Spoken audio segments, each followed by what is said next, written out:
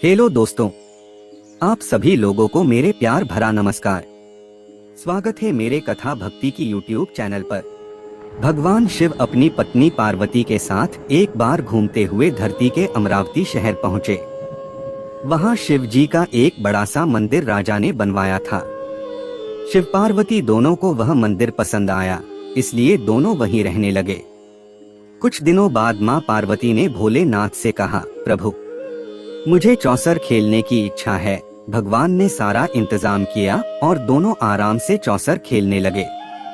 तभी वहाँ मंदिर के पुजारी आ गए। पुजारी को आता देख माँ पार्वती ने पूछा, आप बताइए हम दोनों में से कौन यह खेल जीतेगा। जवाब में उन्होंने कहा, महादेव ही जीतेंगे। जैसे ही चौसर का खेल खत्म होने लगा तो पार्वती माँ जीत गयीं। माता पार्वती ने पुजारी की बात गलत साबित होने पर उन्हें झूठ बोलने की सजा के रूप में श्राप देकर कोढ़ी बना दिया। फिर पार्वती शिव जी के साथ कैलाश लौट गईं। अब लोग उस कोढ़ी पुजारी से दूर भागने लगे। राजा ने भी उसे मंदिर के कार्य से मुक्त करके किसी दूसरे ब्राह्मण को मंदिर का पुजारी नियुक्त कर दिया। कोढ़ी पुजारी भी उसी मंदिर के बाहर बैठकर अपने लिए भिक्षा मांगने लगा। कुछ दिनों बाद उस मंदिर में स्वर्ग से अप्सराएं आईं। पुजारी को देखकर उन्होंने उसकी हालत का कारण पूछा। उसने माँ पार्वती द्वारा मिले श्राप के बारे में उन्हें बता दिया। सारी बातें जानने के बाद अप्सराओं ने पुजारी को पूरे 16 सोमवार तक विधिवत व्रत रखने के लिए कहा। पुजारी को इस पूजा की विधि नहीं पता थी, तो उसने अप्सराओं से इसके बारे में पूछा। उन्होंने बताया कि हर सोमवार को सूर्योदय से पहले उठना होगा। फिर नहाकर साफ कपड़े पहनने के बाद गेहूं के आटे से 3 अंग बनाना। उसके बाद घी से दीप जलाते हुए गुड़, बेलपत्र, अक्षत, नैवेद्य, फूल, चंदन, जनेऊ लेकर संध्या के समय सूर्यास्त से पहले प्रदोष काल में भोले बाबा की पूजा करना। पूजा करने के बाद एक अंग शिव शंभू को अर्पण करना और एक खुद ग्रहण करना।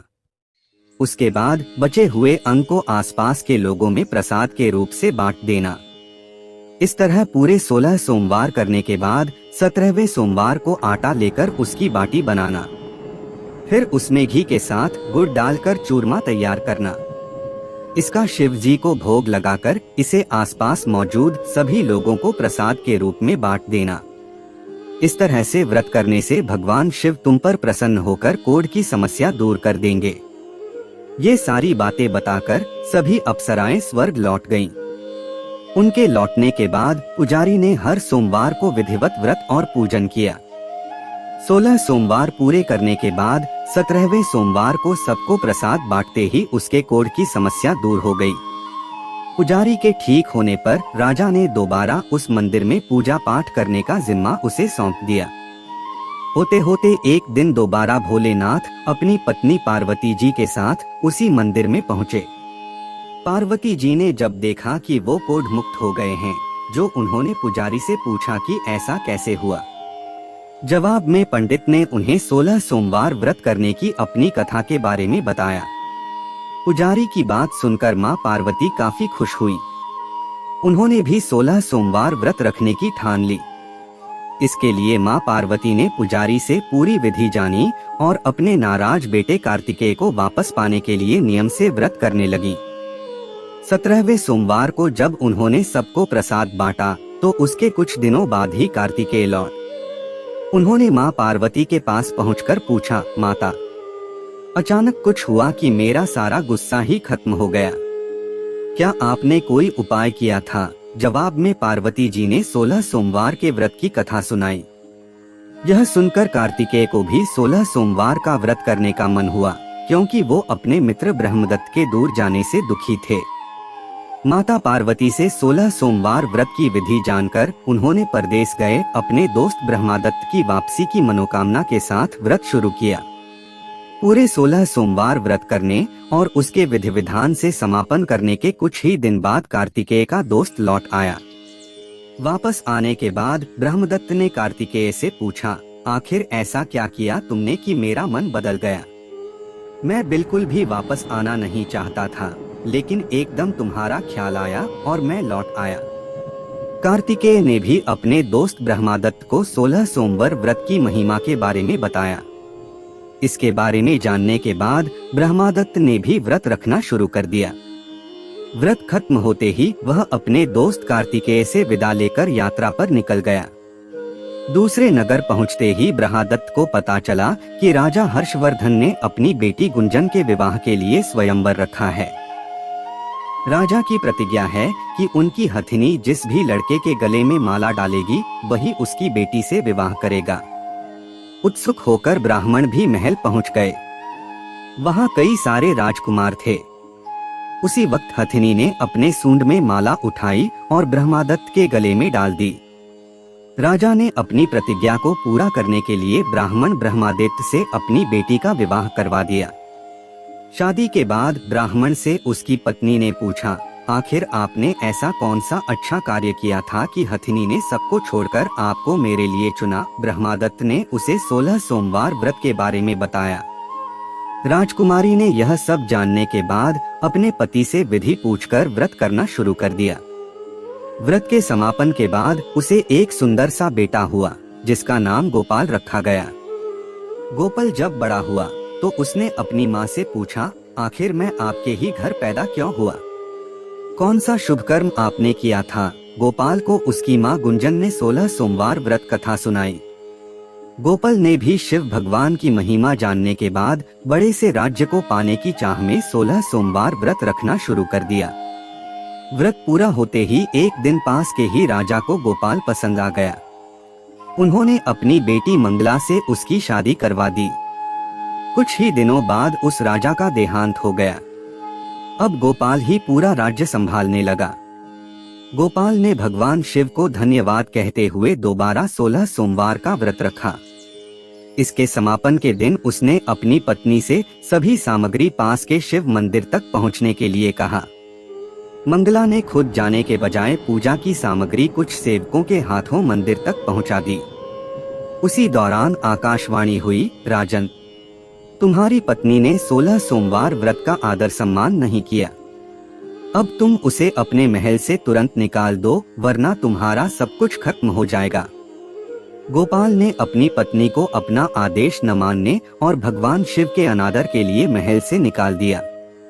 अब वह भूखी प्यासी दर दर भटकने लगी। उसे जो भी सहारा देता उसका सब कुछ चौपट हो जाता था। एक दिन उसने एक बुढ़िया की सूत की गठरी को छुआ तो सारा सूत हवा में उड़ गया। फिर उसे एक तेनाली ने रहने के लिए घर दिया तो उसके सारे तेल के मटके खुद ब खुद टूटने लगे। ऐसी मनहूसियत को देखते हुए हर किसी ने उसे अपने यहाँ से निकाल दिया। अब उसकी कोई मदद नहीं करता था। प्यास के मारे जब वो किसी नदी के पास पानी पीने के लिए पहुँचती तो वो नदी सूख जाती। फिर एक दिन वह जंगल में पेड़ के नीचे छांव पाने के लिए बैठी। उसी वक्त वह पेड़ सूख गया। देखते ही देखते सारे हरे भरे पेड़ सूखने लगे।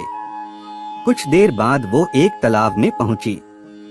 वहां का पानी जैसे ही उसने छुआ उस पर कीड़े पड़ गए। यह सब देखकर वो हैरान हो गई और उसी कीड़े वाले पानी को उसने पी लिया। भटकते भटकते एक दिन रानी पुजारी के पास पहुंची। उसे देखकर पुजारी समझ गया कि इसके साथ कुछ सही नहीं चल रहा है। उसने रानी को मंदिर में ही रहने की इजाजत दे दी। रानी मंदिर में सब्जी या फल को हाथ लगाती तो वो सड़ जाते, आटे को छूती तो उसमें कीड़े पड़ने लगते, पानी से बदबू आने लग जाती। यह सब देखकर पुजारी ने कहा, लगता है तुमसे कोई बड़ा अपराध हुआ है जिससे नाराज होकर देवताओं ने तुम्हें दंड दिया है। इस बात के जवाब में रानी ने पुजारी को शिव की पूजा करने के लिए सामग्री से जुड़ी पूरी कहानी बता दी। यह बात जानने के बाद पुजारी बोले, तुम कल से ही 16 सोमवार का व्रत करना शुरू करो। इससे प्रसन्न होकर भोलेनाथ तुम्हें माफ कर देंगे। पुजारी से 16 सोमवार की विधि समझने के बाद अगले ही सोमवार से रानी से व्रत रखना शुरू कर दिया। पुजारी उसे हर सोमवार को व्रत कथा भी सुनाते थे। 17वें सोमवार को जैसे ही रानी ने अपने व्रत का समापन किया वैसे ही राजा को अपनी पत्नी की याद आई। उन्होंने अपने सैनिकों को उसकी खोज में भेजा और घर वापस लाने का आदेश दिया। सैनिकों को जब पता चला कि वो मंदिर में रह रही हैं, तो उन्होंने रानी को अपने साथ चलने की प्रार्थना की। तभी पुजारी वहां पहुंचे और सैनिकों को वापस महल लौटने के लिए कहा। राजा को जब पता चला कि उसकी पत्नी मंदिर में है, तो वो उसे लेने के लिए वहां पहुंचे। उन्होंने पुजारी से माफी मांगी और सब कुछ बताया। पुजारी ने भी कहा कि ये सब भोले का प्रकोप था, आप अपनी पत्नी को ले जाइए। राजा और रानी के महल पहुंचते ही वहां खुशियां मनाई जाने लगी। खुशी के मारे राजा ने पूरे नगर में मिठाई बंटवाई और ब्राह्मण व निर्धनों को खूब दान दिया। अब रानी महल में भगवान शिव की पूजा और 16 सोमवार का व्रत रखते हुए खुशी खुशी रहने लगी। कहे गए कार्य को ठीक ढंग से करना चाहिए, खासकर पूजा अर्चना को, अन्यथा नकारात्मक परिणाम भुगतने पड़ सकते हैं।